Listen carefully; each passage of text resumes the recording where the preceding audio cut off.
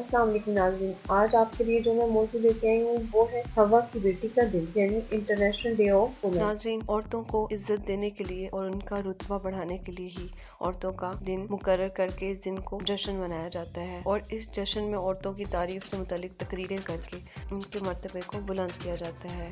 ہر سال 8 مارچ کو عورتوں کا دن ہر ملک میں منایا جاتا ہے۔ ویورز، ہمارے اسلام میں عورت کا ایک اہم مقام ہے، اس کی عزت کو بلند درجے پر رکھا گیا ہے۔ اللہ نے عورت جس گھر میں بھیجی رحمت بنا کے بھیجی۔ ایک دور تھا جب عورتوں پر بڑا ظلم ہوتا تھا، بیٹیوں کو پیدا ہوتے ہی دفنا دیا جاتا تھا، لیکن حضرت محمد صلی اللہ علیہ وسلم کے دنیا میں تشریف لانے سے یہ دور ختم ہوا اور عورتوں پر ظلم ہونے والی ظلمت بھی ختم ہوئی۔ اسلام نے عورتوں کو ایک اہم مقام دیا، لیکن آج کے دور میں وہ پرانی ظلمت دوبارہ لوٹ آئی ہے۔ لوگ آج کے دور میں عورتوں کا دن تو منا لیتے ہیں، اچھی اچھی لائنیں بھی لکھ لیتے ہیں، لیکن صرف عورتوں کا دن منانے یا اچھی اچھی لائنیں لکھنے سے کچھ نہیں ہوگا، بلکہ سچ میں ان کا حق ادا کر کے، ان کی عزت کر کے اور ان کی قدر کر کے ہی وومنس ڈے کا مقصد پورا ہوگا۔ پاکستان سمیت دنیا بھر میں آج خواتین کا عالمی دن منایا جا رہا ہے۔ مختلف تنظیموں اور اداروں کی جانب سے اس دن کی مناسبت سے مختلف تقریبات، اجلاسوں اور سیمینارز کا انعقاد کیا جاتا ہے۔ معاشرے میں خواتین کے حقوق کے حوالے سے آگاہی کے لیے ایک مناسب کوشش ہے، اور جن کی مدد سے عالمی برادری کی ترقی میں خواتین کے کردار کی اہمیت و افادیت کو اجاگر کرنا اور تسلیم کرنا ہے۔ خواتین ہمارے سماج کا تقریباً نصف ہیں، اس کے باوجود خواتین کے حقوق ادا نہیں کیے جاتے۔ ملکی سطح پر خواتین کی ترقی کے لیے جتنے بھی اعلانات کیے جاتے ہیں، ان کے نصف پر بھی عمل نہیں کیا جاتا۔ چنانچہ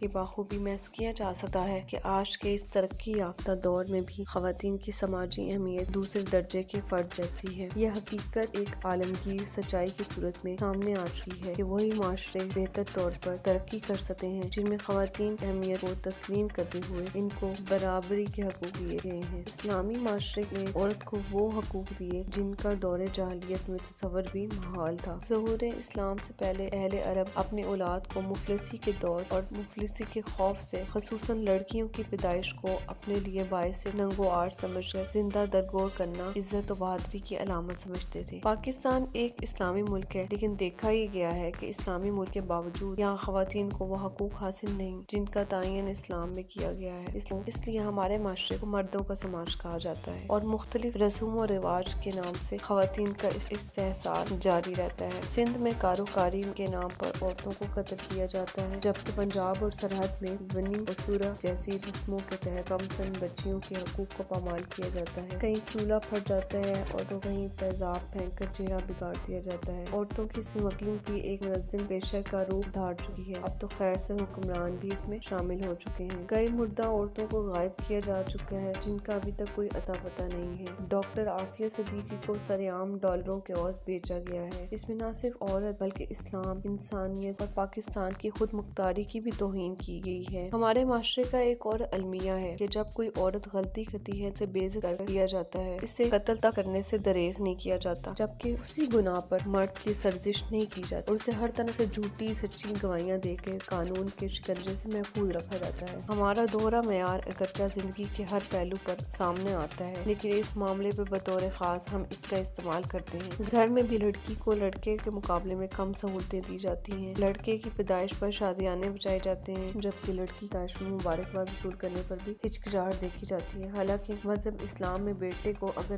نعمت کہا گیا ہے تو بیٹی کو رحمت۔ عورتوں نے کئی بار یہ ثابت کیا ہے کہ زندگی کی گاڑی کو رواں رکھتے ہوئے وہ کسی مرد سے کم نہیں ہے۔ اس نے ہر میدان میں جوہر دکھائے ہیں، سیاست کا میدان ہو، سائنس و ٹیکنالوجی ہو، کھیل کا میدان ہو، میڈیکل کی پیچیدہ ریسرچ ہو، عورت نے ہر میدان میں اپنی اہمیت کا لوہا منوایا ہے۔ کس ایدی کا نام خدمت خلق کے شعبے میں کسی تعارف کا محتاج نہیں۔ پاکستان کی تاریخ پر نظر دوڑائیں تو سیاست کے میدان میں محترمہ فاطمہ جناح، بیگم لیاقت علی خان، بیگم نصرت و محترمہ بے نظیر بھٹو شہید، بیگم کلثوم نواز نے اپنا کردار بخوبی نبھایا ہے۔ اسی طرح پاکستان کی پائلٹ مریم مختار اور بہت ساری ایسی خواتین جنہوں نے کردار ادا کیا ہے، اور بھی بہت ساری خواتین جیسے کہ کوکنگ شو میں نوش اور روبی کا کچن ود آمنہ، اس طرح کی بہت ساری ایسی خواتین ہیں جنہوں نے کسی نہ کسی طرح سے اپنے آپ کو منوانے کی کوشش کی ہے۔ یہ بات خوش آئند ہے کہ ایک عرصہ تک نظر انداز کیے جانے کے بعد خواتین کو ترقی کے دائرے میں لانے کے لیے کچھ سنجیدہ کوششیں ضرور ہوئی ہیں۔ خواتین کے اس دن کے موقع پر ہم عہد کرتے ہیں کہ ہم اس کو ایک دن بھی منا کر بھول نہیں جائیں گے، بلکہ ہر عورت کو اس کا جائز مقام دلانے کے لیے ہم وقت مصروف عمل رہیں گے۔ ضرورت اس امر کی ہے کہ خواتین کی ترقی کے حوالے سے ہم اپنے کردار کو محض دعووں اور وعدوں تک محدود نہ رکھیں، بلکہ اس سلسلے میں عملی اقدامات کیے جائیں۔ ایسا کرتے ہوئے یہ بات پیش نظر رہنی چاہیے کہ خواتین کی حالت بہتر ہوگی تو وہ سماجی اور معاشرتی ترقی میں زیادہ بہتر فعال کردار ادا کر سکیں گے۔ چلیے آج کے دن کو اس عہد کے ساتھ مناتے ہیں کہ ہم عورتوں کو ان کے حقوق دیں گے، ان کی عزت کریں گے اور ان کو وہ مقام دیں گے جس پر چل کے وہ مردوں کے شانہ بشانہ چل سکیں اور